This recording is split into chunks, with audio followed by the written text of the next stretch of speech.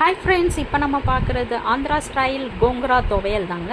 அதுக்கு ஒரு பேனில் எண்ணெய் எடுத்துக்கோங்க, ஒரு ஸ்பூன் தனியாக போட்டுக்கோங்க, ஒரு 10 வரமிளகா போட்டுக்கோங்க, 10 பூண்டு போட்டுக்கோங்க. எல்லாத்தையும் நல்லா வதக்கிக்கோங்க. நல்லா வதங்கினதும் நம்ம கீரையை க்ளீன் பண்ணி வச்சுக்கலாம். கீரை எல்லாமே நம்ம புளிச்ச கீரை தான். அதில் ஒன்லி இலை மட்டும் எடுத்துக்கணுங்க. அந்த காம்பெல்லாம் போடக்கூடாது. நம்ம நார்மல் கீரை மாதிரி கிடையாது.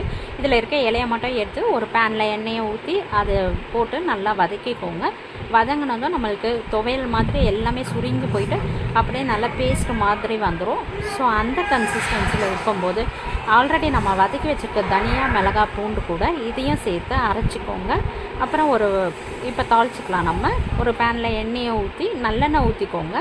நல்லெண்ணெய் ஊற்றினா ரொம்ப டேஸ்ட்டாக இருக்கும். ஸோ கடுகு உளுத்தம் பருப்பு போட்டு அந்த அரைச்சி வச்சுருந்த அந்த பேஸ்ட்டு அந்த துவையலை எடுத்து நல்லா வதக்கிட்டு இது ஸ்டோர் பண்ணி வச்சிங்கனாக்கா உங்களுக்கு ஒரு 7 days கூட நீங்கள் யூஸ் பண்ணிக்கலாம், 1 week கூட.